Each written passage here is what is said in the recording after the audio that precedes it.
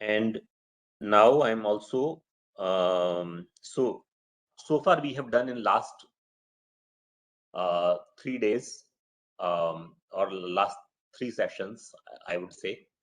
So we created a virtual machine on the Windows. We discussed about several topics related to a virtual machine, say availability zones, availability sets, resources, resource group. Even in our last previous topic, previous class, we discussed a lot on the resources and resource manager and all those things. And there is a rationale, because the resource group or the resource manager is closely associated with the resource. So, for example, if you are talking about, say, virtual machine, so since we are creating the virtual machine in a resource group, so definitely the things are associated and aligned in that ways. So if you will not understand the resource group properly, perhaps we will skip lot of aspects of the of the of the things which are related with that resource, for example, virtual machine. So it's very important. But now we will take these things together and you will see that how they are related and how it is making sense. So today, then after but so far we have not created a virtual machine on the Linux.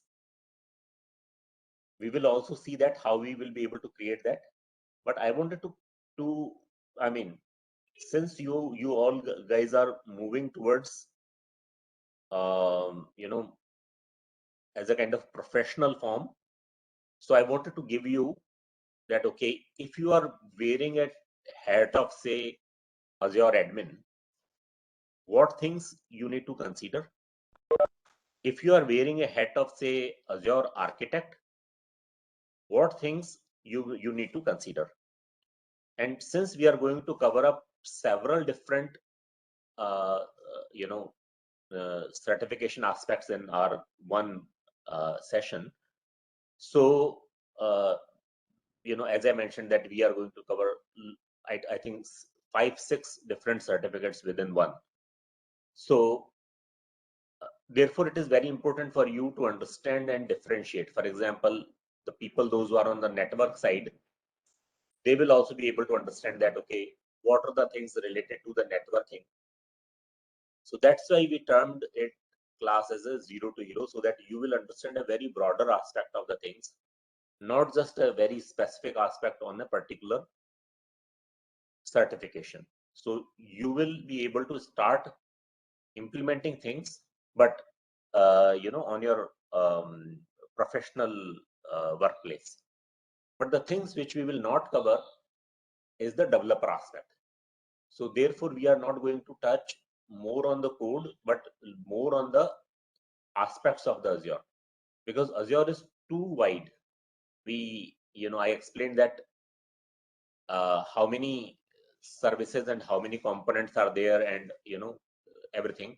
So we can't do everything in the much detail, but yes, I will touch on the I will cover the detail of the topic which are really, really crucial. But the things which are like, where we can manage at a moderate level or where we can manage at a beginner level, we will keep it like that, because it is not possible in a in a 10 years period of time to cover up all the tools in full detail. So many of the things you will you will understand once you will actually start implementing those things. But yes, okay. So with that, that said, let us understand Azure Virtual Machine in a more systematic way. So I know that since we have done various classes, so many of these topics have already been covered, but few topics which are important we need to understand. So here we are doing, say, understand the options of the virtual machine. So we now understand more or less on the Azure options. But various options we will cover, which I feel like important to know, right? Next is Windows virtual machine. We have already seen, and we have seen it even like the two times how we are creating it and how we are connecting it. Now I will give it a more dimension that how you will be able to access the Azure virtual machine from outside world. So I know that now you understand that using RDP you will be able to access it, but that is when you are moving into that particular machine. But in case if you are exposing some web server, then you will also be able to access that from the outside of that machine, maybe directly from your browser and like that. So that is also possible.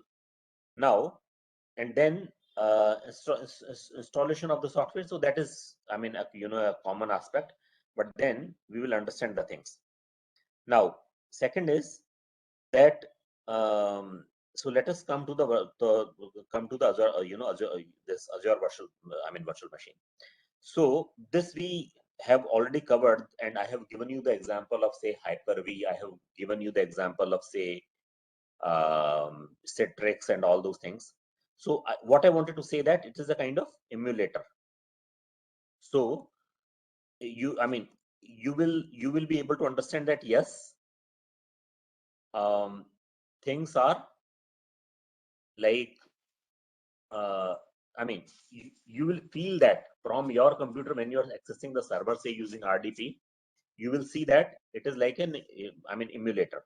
So you are able to access that machine just like a Citrix. Okay. And you know that how we will be able to configure even the hardware. So when I'm saying hardware, that means uh, your hard disk, your networking, your operating system. So you are installing your operating system, you are accessing things. So without underneath hardware, you will not be able to do that, right? So that is where I said about the hardware. Next is that we will see that, okay, total control over the operating system. So that is with us because this is an IS. Then the ability to run the custom software that we have seen because I installed say FTP on the server, right? So that ways we know that we have like the ability to run the the custom software. So any software, whatever we want, we will be able to install on our machine, even directly from the internet, not necessarily from Azure. So that also possible. And then custom hosting configurations. So these things we have seen. Now coming to the next is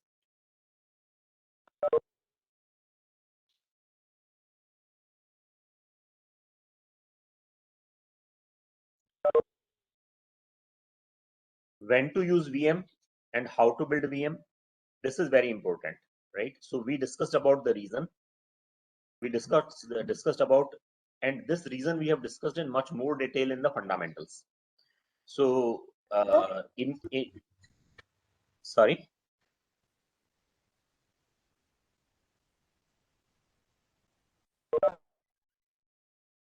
Okay. So kindly be on mute in case if you are, if you, in case if you don't have question. Okay, and do not have this habit of joining and leaving. I understand that sometimes because of internet it happens, but join it and join it consistently. As I said in the beginning today, that now we are going to do in a much more detail, and we are changing our process gradually. So now we are going on the more formal way than what we have seen so far. So the reason is very important, and we understand the reason well from our fundamentals until now. And I also covered a high level the purpose of the reason. Then availability sets and availability zone. This we discussed in much detail. Then we also discussed on the cluster. So when I'm saying cluster, this this means that a set of the virtual machines. So which means that we have a one machine and one disk like that. So if we are having this combination of more than one machine in together, which are in, tightly coupled or in some ways, then this is your cluster. And this is only possible when you are having the availability zone or availability set here. So this we also discussed. And then how we are how we will be able to extend your data center to to the cloud. So lot of topics we have covered it, or lot of important points I have explained you, how what is possible during the migration. So during our fundamentals, right? So um, now next is during disaster recovery. So we will see this topic in much detail, how we will be able to do it in the disaster recovery.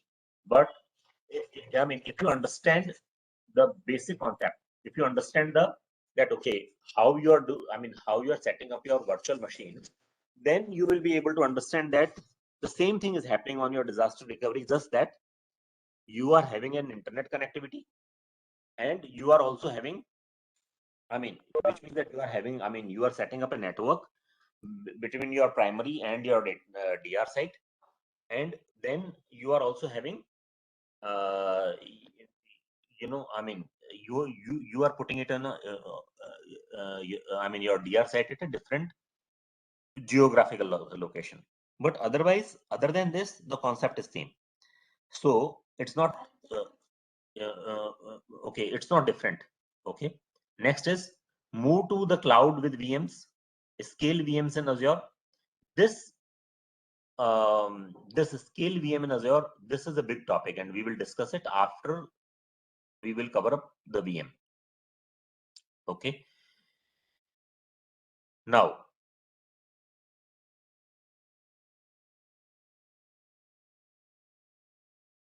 so this is a kind of scenario.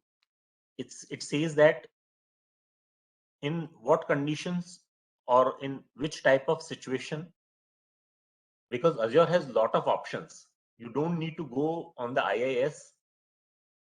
If you have that option, say for example in the PaaS or in the SaaS. So because you don't want to take much overhead, if it is until it absolutely it is needed. So therefore scenario makes more a lot of difference. So when we discussed on the IoT related things, or when we discussed on the AI, we at the time we discussed on the importance of the scenario, and we we discussed that how to decide to opt for a particular type of service based on your scenario, because your scenario makes a difference. So therefore here, what scenario when you need to use your VM, when you need to go with the IIS, and when you need to go with the IIS, when you need a complete control over your things. If you need a complete control over the things, then only you should be looking into the scenario. So imagine your work for a company that does video data processing. Now it can be it can be anywhere. This is just an example. So it can be anywhere. So you are building a new prototype platform to process the video from the traffic cameras, analyze trends and provide actionable data for traffic and road improvements. So this scenario is more of a kind of AI. So AI related things. To improve your algorithm, you have made arrangement with the with several new cities to collect their traffic camera data. However, not all the video data is in the same format, and many of the formats only have the Windows codec to decode the data. Because of this, you have decided to use VMs to do the initial processing, and then push the data on the Azure function. So this is a kind of, because now you understand what what do we mean by Azure function, and you can understand the context of the VM. So where we are, where we are using platform as a service, and where we are using your IAS. this is a kind of example.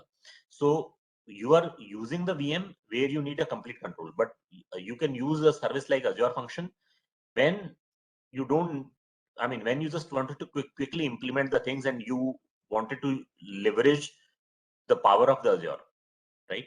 So there you can, do that. So therefore, Azure provide a very robust virtual machine hosting solution. And so how you are putting that in the context. Okay. Now, this is a very important thing, which as an architect, you need to think of that what you should be having, or what kind of checklist you should be having in your mind when you starting with your VM, and or when you making a decision for your VM. So you need to know everything related with the network. So first I'll go over, go on the high level on all the things. Okay, that so that you understand it. So initially you need to know your network. Why you need to know your network? Because ultimately, you can't use a single VM altogether when you are, without any network. And even if you are using a single VM, at least you need to expose that to the outside world, right? Otherwise, you will not be able to access it. So at least a small set of the networking is still required. So even if you are using a single VM, you need to expose it to the outside world. And how you will be able to do that? For that, a small configuration is needed.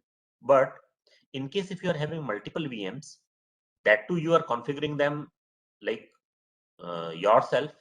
So for example, one is maybe multiple Windows machine, or maybe a combination of Windows and Linux machine like that. Then definitely you need to have a complete process of the VM. Sorry, VNet. So you need to think on the networking first, then in the actual solution. So first think on the networking side, that okay, what all things you will need, and how you need to put them together, and how you need to orchestrate them together. That's the first task of an architect. So architect is, will not be an architect if he's not thinking on the communication part between different machine and different layers of it. So you need to understand the different layers of it and different components of it. Then only you will be able to put that full diagram in the place. So that's why from your experience you might have seen, wherever you are seeing the architectural document, people first put that nice diagram, which is a kind of complete thought process. Maybe afterwards you can change it or you can divide it further, but without that you can't think of implementing anything. So therefore, this is very important point. Next is, then you will go for the okay VMs and the location and the size and the pricing model. But yes, pricing is again very important, because everything is related with the cost.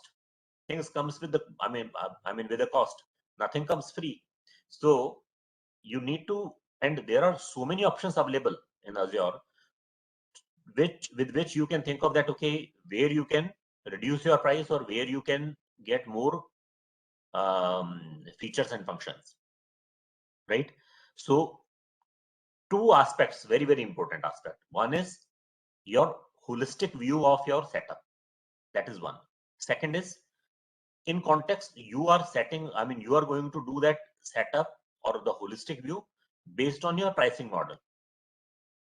Then only you will be able to decide. And if you know these two things in your mind, then only you will be able to decide your location, your size, your VMs, your storage, and operating system. If you don't have these two things in your mind, the overall need, because you need to meet the business aspect of your client. If you don't know, or if you don't understand that business aspect of your client, you will not be able to sketch your holistic view. So in order to understand your holistic view, you need to understand the network, complete full blown structure, and second is your pricing model. And then based on that, rest other things you need to decide, right? So this is very important aspect. Now, if we are going for the further detail of it, this detail is again very important. So we need to do it that, okay, what do we mean by when we are saying that this is a detailed thing? Okay, how do we need to do it actually? Okay, so let us understand these things, you know. So first of all, particularly from the checklist point of view, and this checklist is very, very important, particularly if you are wearing a hat of architect. Okay, so when you are saying thinking from the network, so at a high level, I explained you that, okay, um, what do we mean by your network, right? But VNets are used in the Azure to provide the connectivity between the Azure machines and other Azure services. So maybe you are having, say, Azure function, maybe you are having, say, your databases, maybe you are having, say, your any internal component or outside world. Everywhere you need a network, and then by default the services outside the virtual network cannot be connected to the services within the virtual network. So you have here two part of it. One is what is within the network. So within the network can still communicate with a small configuration on the network side, but outside world, definitely for that you need to put a firewall, you need to put a security in place, you need to put NSG in place. So therefore you need to do lot of things. The but uh, but whatever is there in your internal network, right, that you can, for even for that, or in case if you're putting your VMs in different subnet, right, you need to put a lot of configuration in place, because it's not easy to connect a machine which is in one subnet to a machine which is in other subnet. So you need to maintain that proper routing method, proper networking method to connect from one subnet to other subnet. So when I'm saying internal network, that means a network which is within a subnet, right? That for that you require a very very limited information. But the thing for which you need, require detailed information, you need to put a lot of networking stuffs. Okay, sorry, I'm just coming in a minute.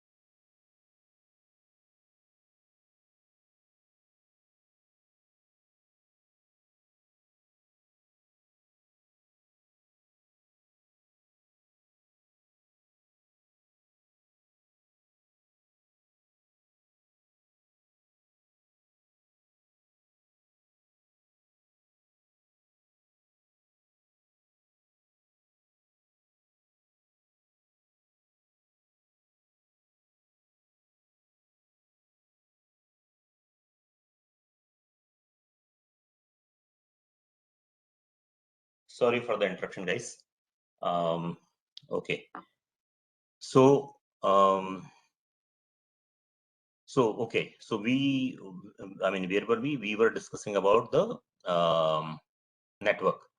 So, okay.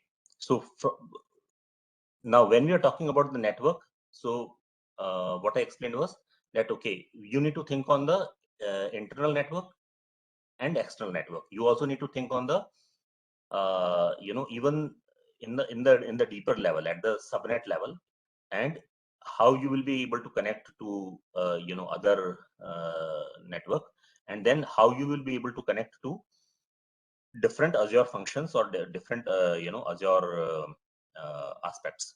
So those things even you need to understand. So then only you will be able to put your complete picture. Now, so when you set up a virtual network, you specify the available address space, subnet, security, NSG, your IP address, your network interface card, all those things. So every nitty-gritty of it, you need to have your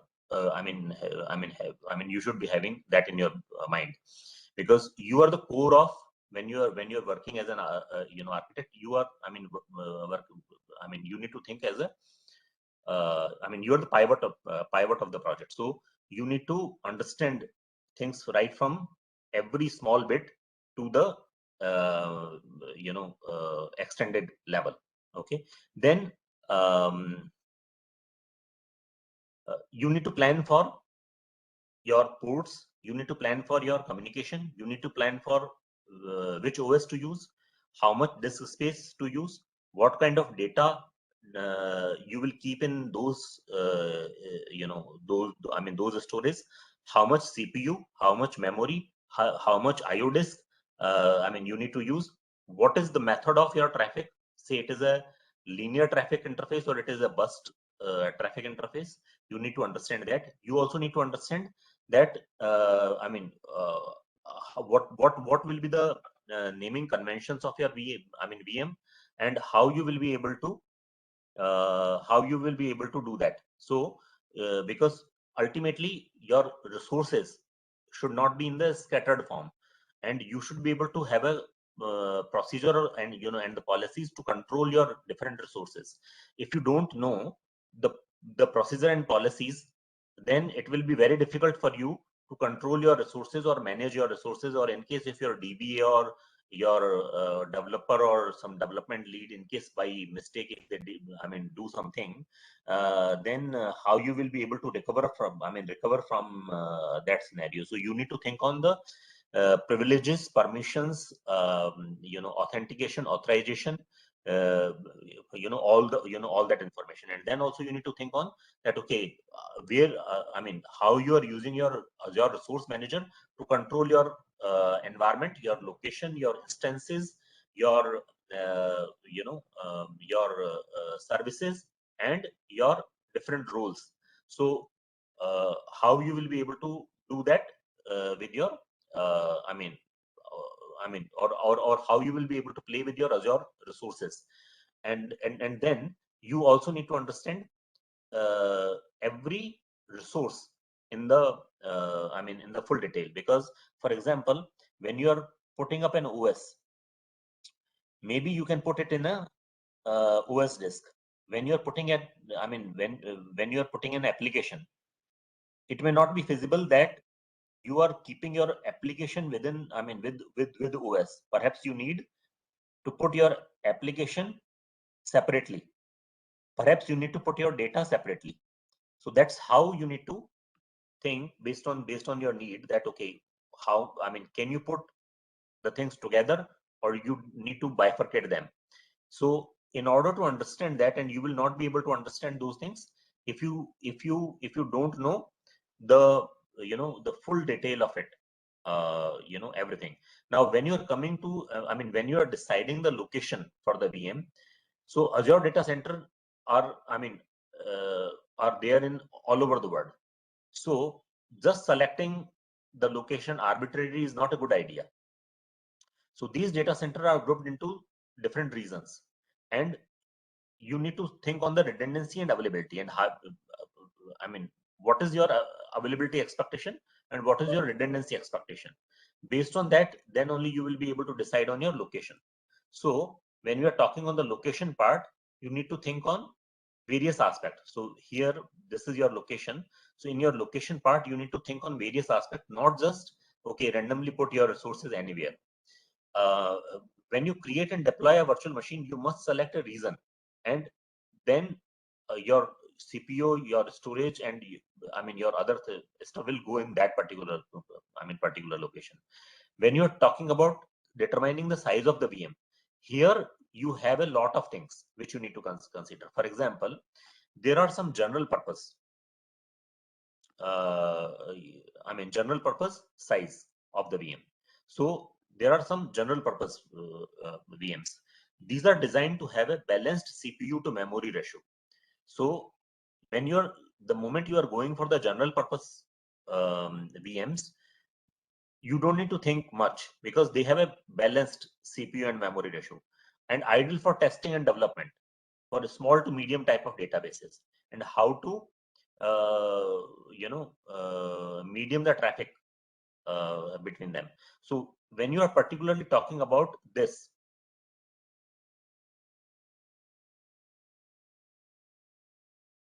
topic, you need to think on various points, and these points are,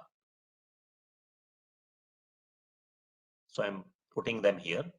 Say general purpose. So general purpose VMs are very, normally you use the general purpose VMs only. However, in case if you need a compute intensive requirement, then you need to use your compute optimized resources, right?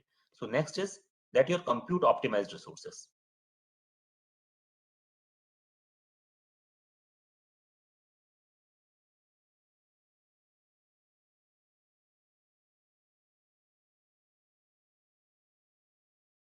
I think I should better use this. Okay. So one is general purpose. Second is compute intensive. Compute optimized resource. So when, where you are using your compute optimized. So compute optimized resources you are using when there is a need of high CPU to memory ratio, suitable for medium traffic, web services and network application and the batch processing, particularly for example, okay, so suitable for medium traffic, web services, network appliances, batch processing, and application servers.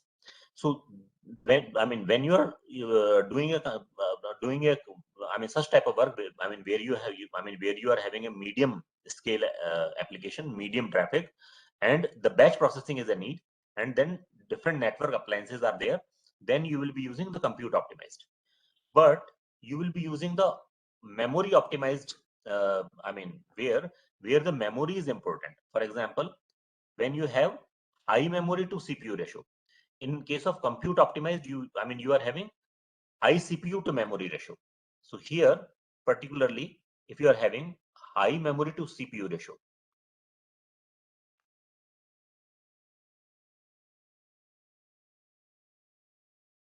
here you are having high CPU to memory ratio. But in case of memory optimized, you are using high memory to CPU ratio, right? Okay, so that is your memory optimized. And where it is, where you are using these type of memory optimized are great for relational database systems or relational database servers. If you are having separate servers for your relational databases, because it require a lot of cache and in-memory analysis. So wherever you are needing an in-memory analysis or the large cache, there you need to use your memory optimized. Okay. However, in case of, where there is a need of high compute, for example, using, for example, your traffic handling, your network application, your batch processing, all these require high computing. So there you need to use your compute optimized, memory optimized, where you need high memory, such as relational databases or in-memory databases, or wherever you are having the need of the in-memory analysis. Okay. Next is your storage optimized. So your storage optimized.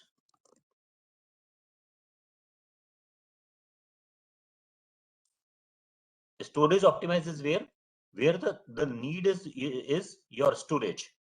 Okay. So storage optimized is ideal for high disk throughput or IO needs. Okay. So wherever you are having the high disk throughput, those things are ideal for storage optimized. Okay. So maybe in a combination of the databases, for example. So in case if you are processing, for example, SAP, SAP application. So SAP application is like very bulky and very storage optimized application, and it require a lot of interaction between your from your application to your database, right? So there you need to use your storage optimized application. Or maybe next is what? Next is we are having GPU.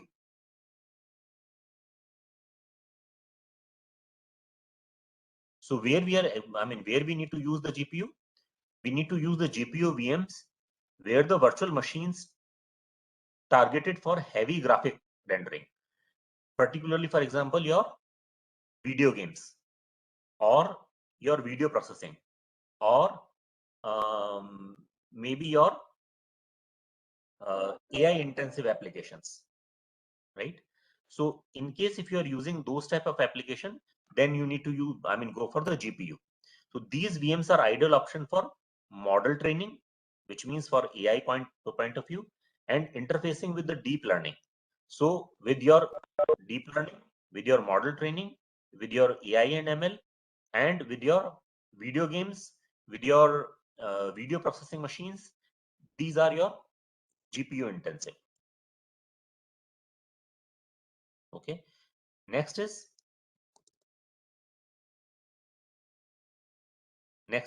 high performance compute. Now this is different from your compute optimized. Why? Because so this is high compute. Now what I said was that we will be using the CPU optimized or compute optimized for a medium type of applications and for traffic and for your batch processing and all those things. However, in case of high performance, you need to do the fast and most powerful CPU virtual machines with optional high throughput network interface. So such type of compute are required for very, resource intensive and very compute intensive type of applications, such as your space technology related, or your more scientific type of application where you need a lot of things to do. Particularly the compute is heavy, and in such type of application, normally everything is like very uh, you know robust, and because to keep your lot of data, for example, your space research, your every bit of it, because there every fraction of the things are very important. In case if you miss a little bit thing, yeah, you may, it may cause a revenue, a heavy revenue loss, or maybe a loss of the lives. So any application where you are having such type of need, where like, where the purpose is like that, there you use the, the high performance compute. So particularly from choosing from the size of the VM, if you think, you will be having these categories, these 6 categories, and then further within these six categories, there are several different subcategories. So we will discuss those subcategories maybe later. So I have some questions.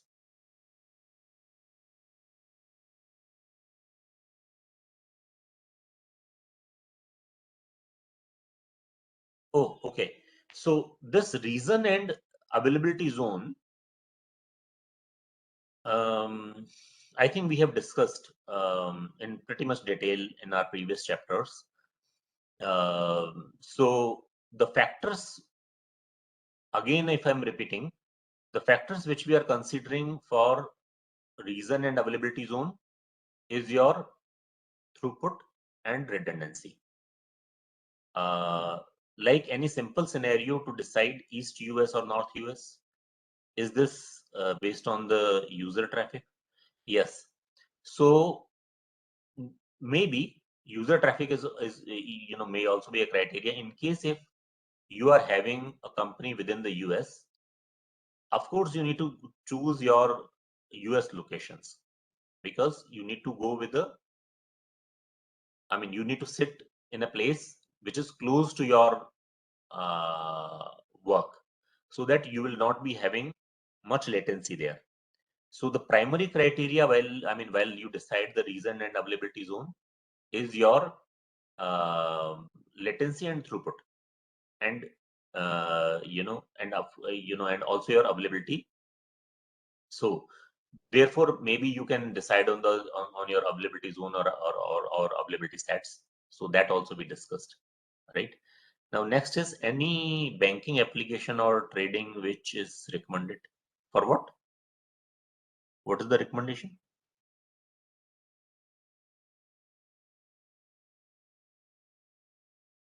For this, I'm not getting you.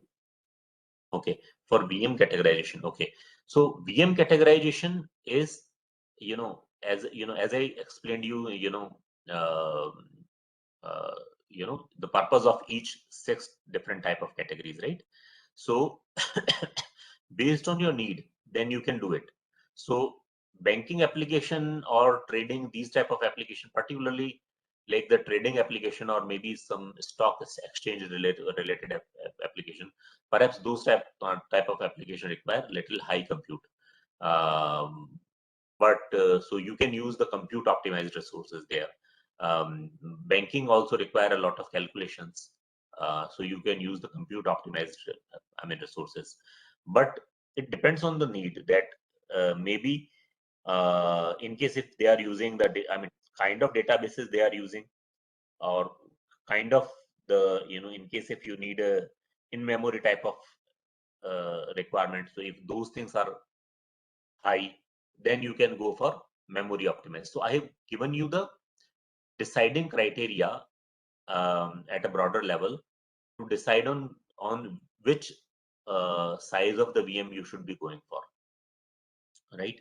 So accordingly, and then there are several applications which will come into your day-to-day life. So accordingly, you will be able to think on that, okay, what is your primary need and how much cost is associated with it, and accordingly then you can decide that, okay, which VM size you need to use. Okay, so now what if you need to change your size? So this is a very um, important question, and normally people ask that, okay, what if you need to change your size? Suppose if you have decided one, can you change it later? So Azure allow you to change the VM size when the extending size no longer meet your need. Okay, you can upgrade or downgrade the VM as long as your current hardware configuration is allowed in the new size. But this that doesn't mean that you are changing your size philosophy. So all the 6 parameters I have explained you, that will remain same. So if you are using, say, compute intensive, okay, it will be compute intensive. Sorry, compute optimized. If you will be thinking from your high performance compute or GPU, the policy will remain same. But you will be able to do it,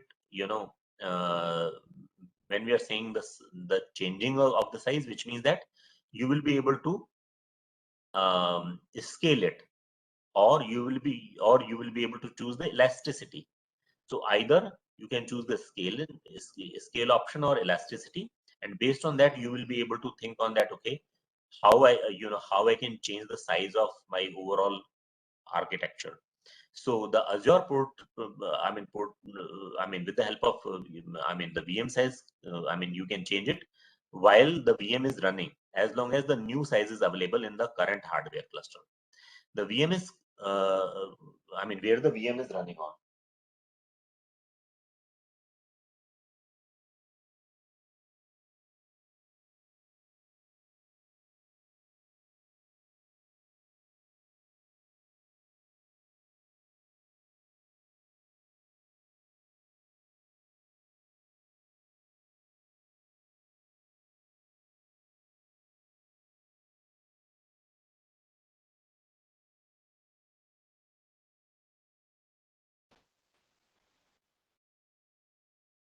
Sorry, I was getting a call.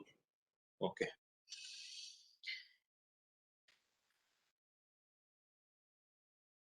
Okay. So a changing of the size, in that terms, or a selecting for the scalability or elasticity and all that. This topic also we have covered during our fundamentals, but we will discuss it in actual implementation of it, in our coming sessions, how we will be able to actually implement it. Okay. Now, then coming to your cost. So there are some of the resources which are very, very costly. For example, your VM.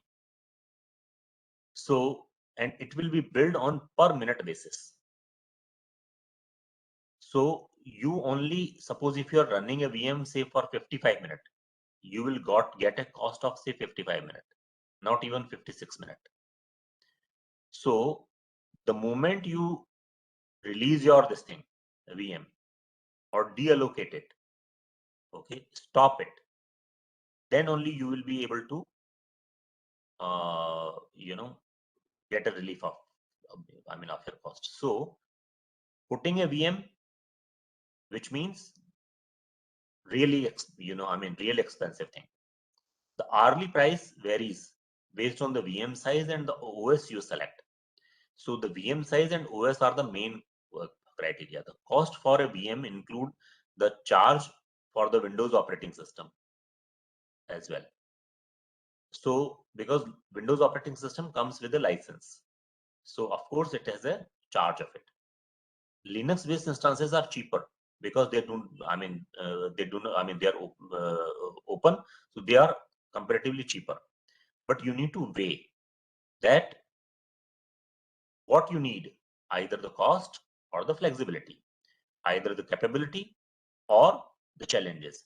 So many of the companies think that, okay, it's fine for me to put on, put cost on my resources, but I can't use the ready-made things. Okay, so you can go for Linux based. But in case if you need a ready-made things, no much challenges, you can go for the Windows thing. Okay. So, similarly, more facility you need, more you need to pay. As simple as that, right? But you need to bear it in mind that putting a VM or any IaaS resource is costlier, because it is going to charge you on per minute basis. In case if you are using Azure function, for example, only the time when Azure function get kicks off and it runs, then only you will get a charge. Otherwise, just using the Azure function, Azure function and not using it is not chargely. It will not cost you. So accordingly, you need to think that, okay, where you need to put your cost and how you need to manage your resources. Okay. Next is, there are two options This, out of which one we discussed during our fundamentals. Other is, so one is pay as you go, right? Second is reserved instances. So some of the things Azure provide as a pay as you go. So, or I would say lot of things are pay as you go, but many of the things are not pay as you go, and you can, you need to reserve that. So in case if you wanted to go for pay as you go, it is, uh, it is cheaper and effective in the, in a way that you can plan your things the way you want. Okay, so it is like your electricity bill, right? So you use one bulb, that is your cost. You use fan and bulb and the tube light, that is your cost. So what you use, accordingly you can decide that, okay, this much is fine for me, right? So that is your pay as you go. Second is your reserve instance. Here you don't have option. Since you have reserved, you have to pay whether you use it or not. Okay, so you need to think in these terms also. Okay, so where you need to use pay as you go and where you need to use your reserve. So particularly in case of virtual machine, this is not a pay as you go, this is your reserve. So that's the reason why either you are using, either you are putting your virtual machine idle for 24 hours, it's up to you, it will incur the charges.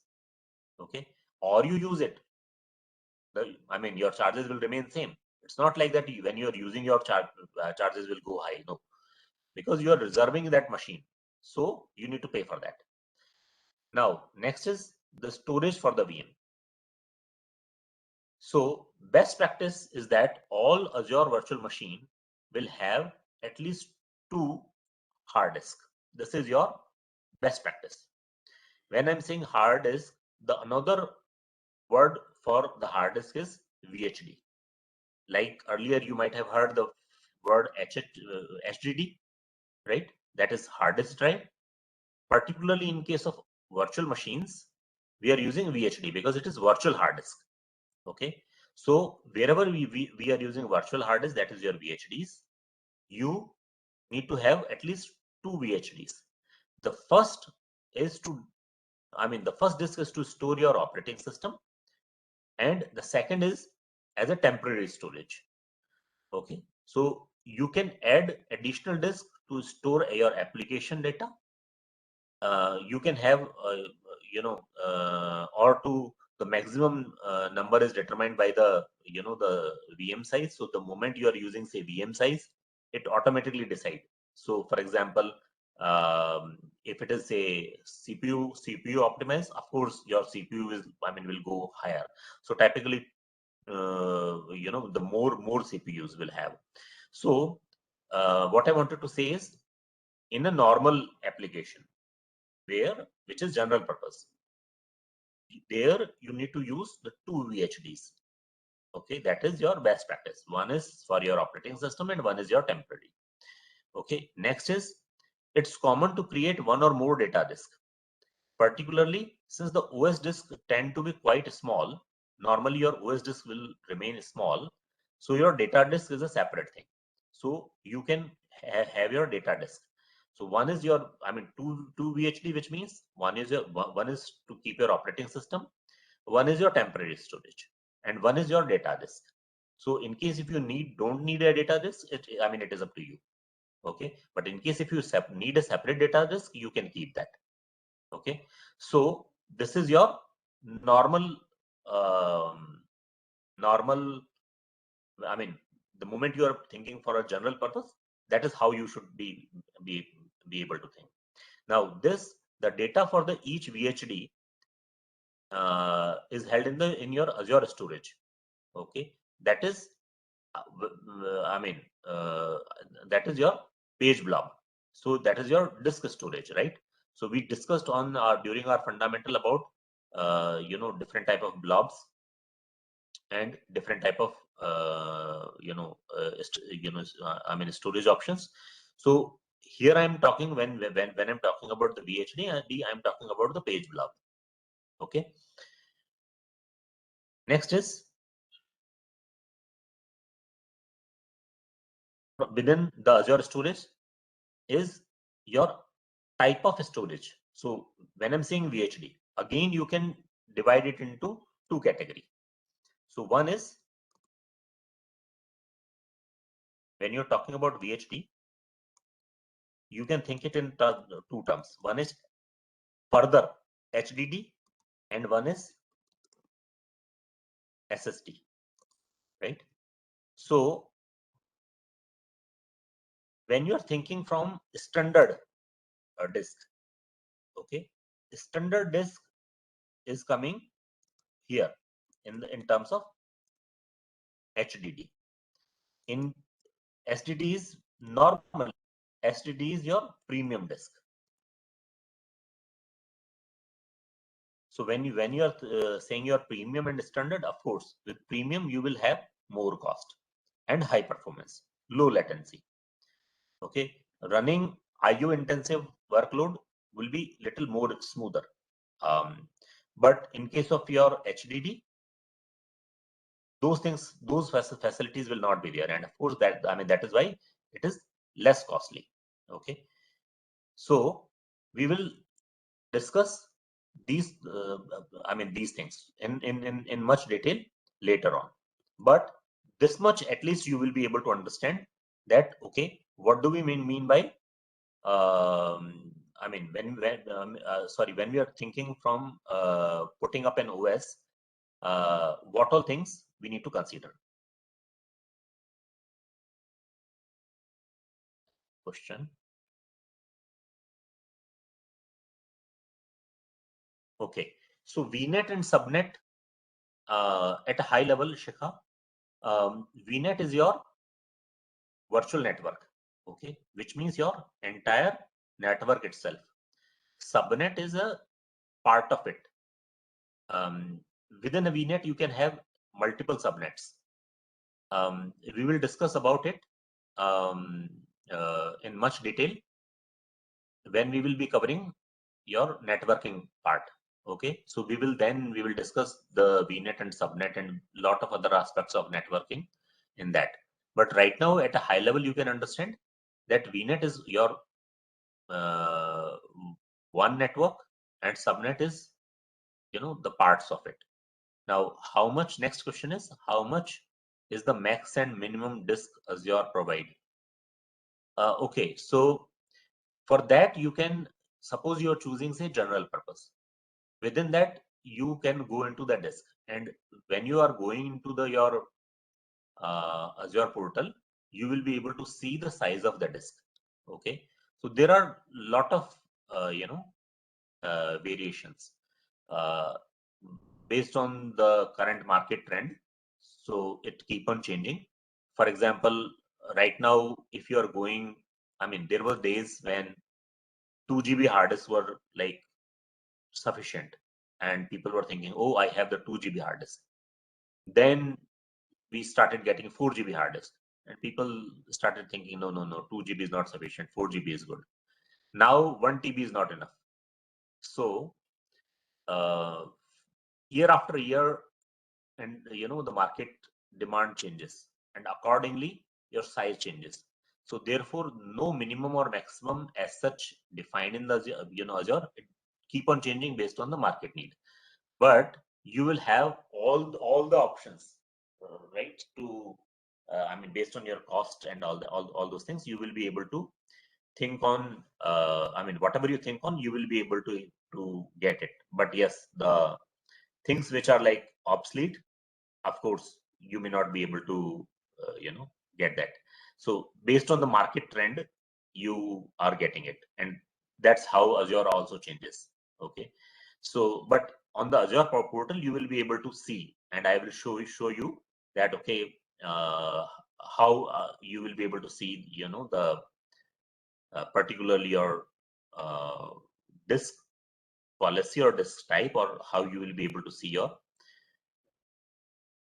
GBs or TBs of your disk. So here, a virtual machine. So at high level, what we need? We need CPU, and memory resources. We need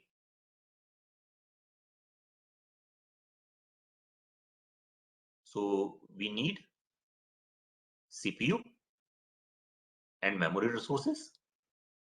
We can have your virtual hard disk. This we discussed in like in a good information. We will discuss about this in further detail maybe later on. Sorry, looks like my this is hanged. It's not moving.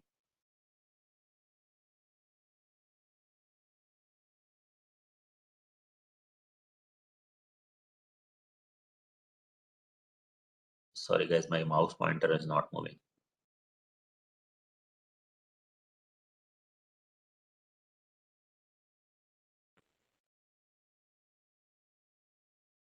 No, sorry. One minute.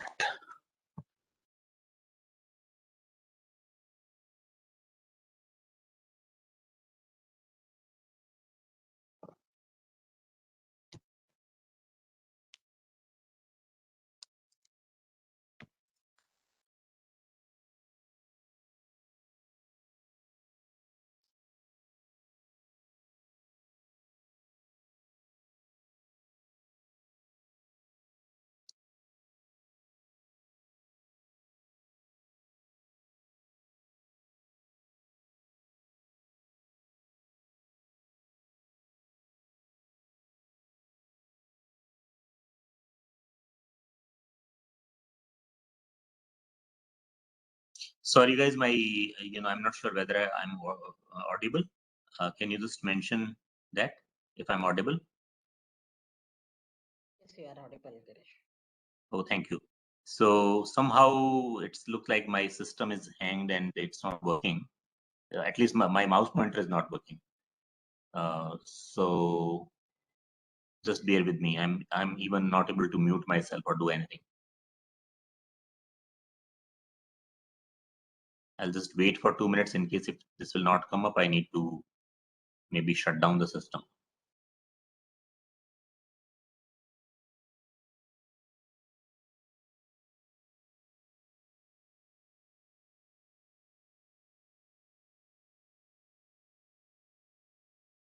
Sure, what happened? Nothing is.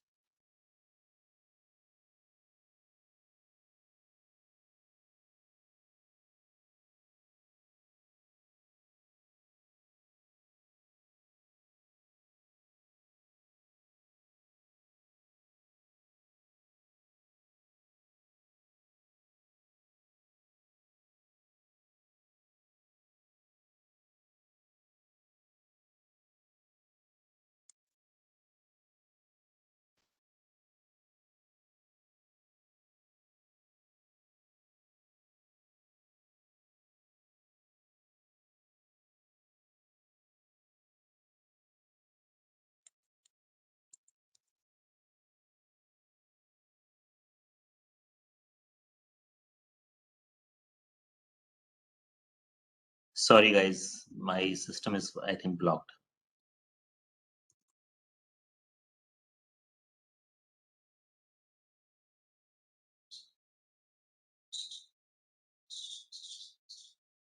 What is that?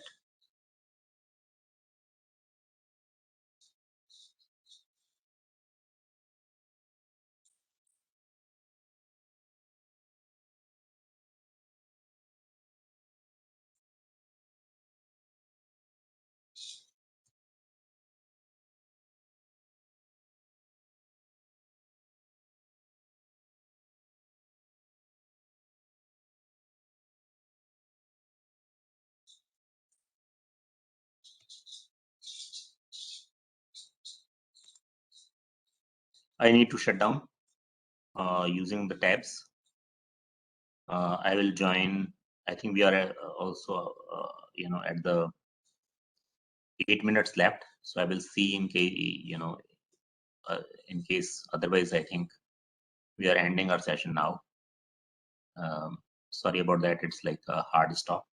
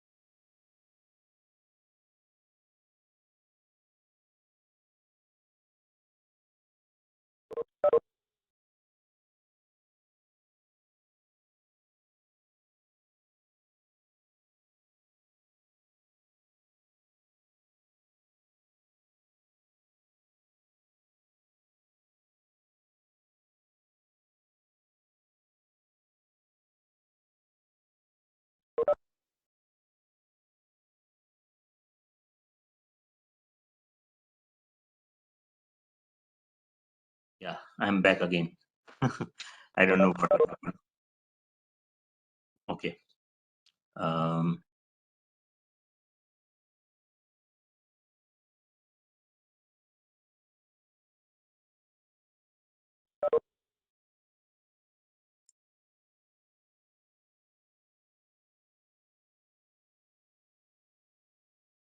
okay. So, do you have any question? Um, in case if you have any question, I will be able to address that.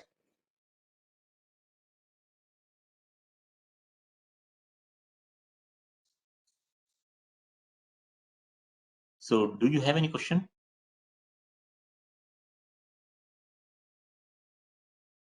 Yes, one thing.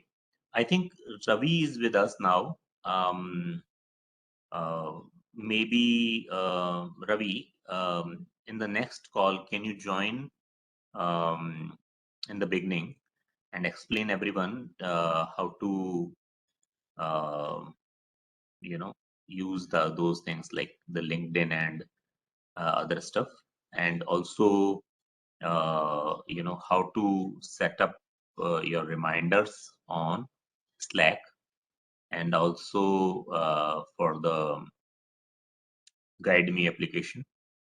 So maybe in the next class, first 10 minutes, in case if you can explain everyone, that would be best. And but what I was saying, guys, today, that do not miss the class. Say and I have sent a reminder also.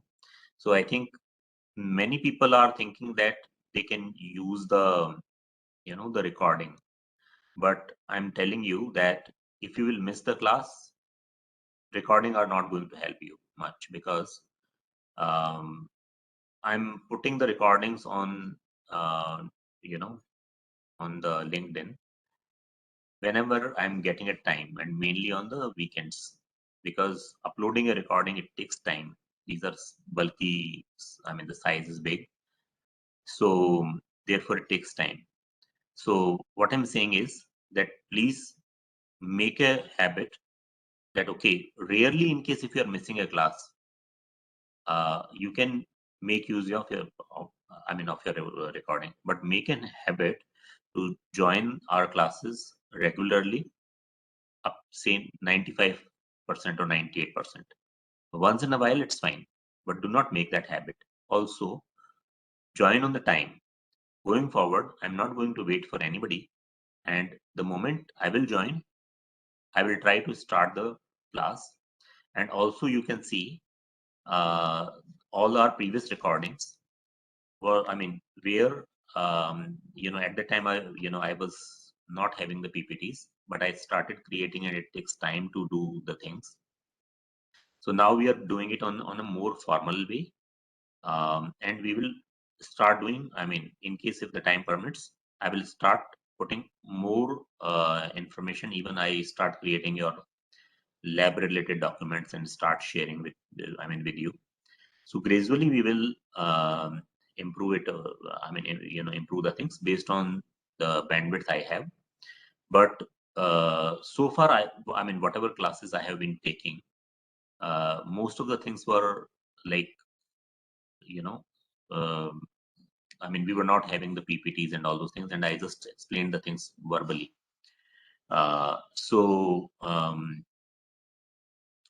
With some support from, say, some of the application like Paint or Notepad or like that.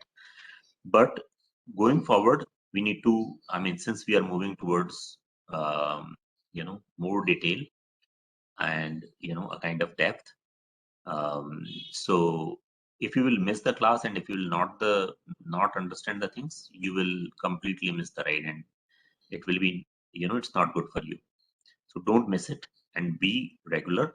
And I'm requesting everyone, and even talk to your friends, those who enrolled and not joining, or thinking that, okay, so we all are having some work for sure in our office, but that should not be a thing that, okay, we are not joining this class. I'm also having like tough times many times, because each time I can't meet, but Despite of that, I'm putting all my efforts to create the material, put the things and stuff, look into the things, what I need to explain, and then I'm explaining, right? So therefore, I'm saying if I'm putting efforts, you also need to put some effort and make room of the things. Now I also reduced it to 2 days. I mean, say 2 days. Reason being, I understand that maybe attending 3 days would be sometime difficult, but and I also opted for a kind of lean period. So I know that Mondays are always hectic, so I skipped that Monday because, and then Fridays are more lean. So I'm having like on Friday. So whatever best I can do, I did it.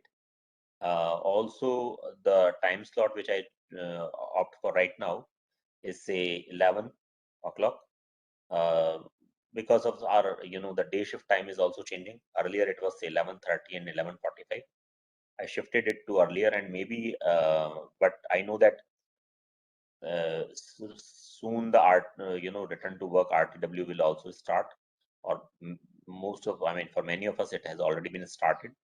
So people are going to office. So perhaps it will be little difficult for them to attend in, say, very early morning. So therefore, I started from 11, approximately at 11 o'clock. But moving forward, we will see that if the time permits, maybe we will shift little early also, 15-20 minutes early also. But otherwise, this time will remain same. By the time, I hope that the morning calls, the Scrum meetings, and all those things should have happened. In case if not, you clearly have to tell them that this is important for your career, because you are charge of, nobody else is going to take charge of your career. It's you who need to take charge of your career. And uh, so you need to think how you need to make a room. Either you tell your team or don't tell your team, or how you need to manage it, that is up to you. But please join it, and join it regularly. You can see, and I'm going to send a list of the topics which I have covered, and you will be able to see that a large number of topics we have already covered. So in case if you will miss the thing, it will be a kind of big loss of you. So don't miss it. Even if you have the hectic work schedule or whatever, don't miss it, please. Okay, and join it, and tell this, the same thing to your colleagues, those who have nominated, to join it. Particularly our stock. I know that Sapna has left. Ravi is here. Parvez is here. Venkat is Venkat. Um, Anjita, right? Uh, you all are like, people those who are like uh, consistent. Subhashri, Swagata, right? So you should take a charge, and you should see that, okay, how you will be able to tell. Maybe you can start putting or start reminding the people on the Slack that please join, because I know that Ravi has done a good job, and he set up a kind of reminder on a system based, but I think that is not sufficient for the people. So and then also help people, those who are joining new or like that, help them. uh, Maybe I will not be able to do everything, so I need your help. Okay, and soon perhaps I will also be able to start sharing the content, where I will ask you to put some details. For example, the lab guide what I'm preparing.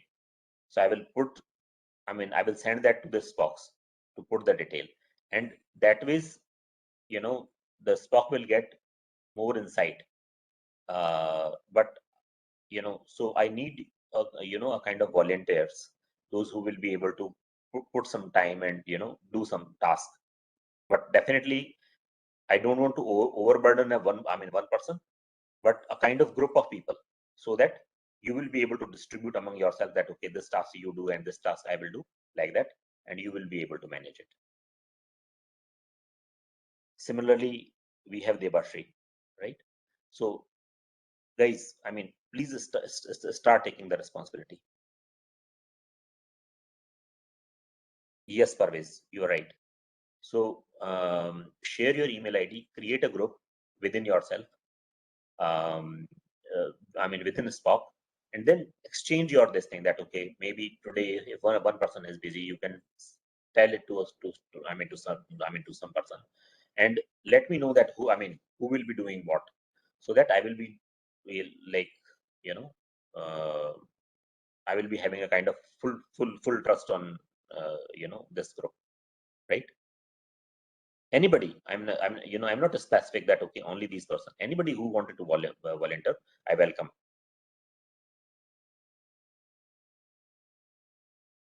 Okay, with that note, so by next meeting, please discuss together, and Parvez, you can take a lead, collect the email information, create a group, and then start from that. Yeah.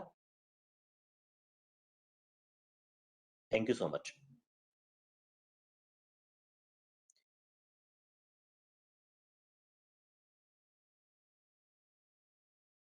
So ending for the day today.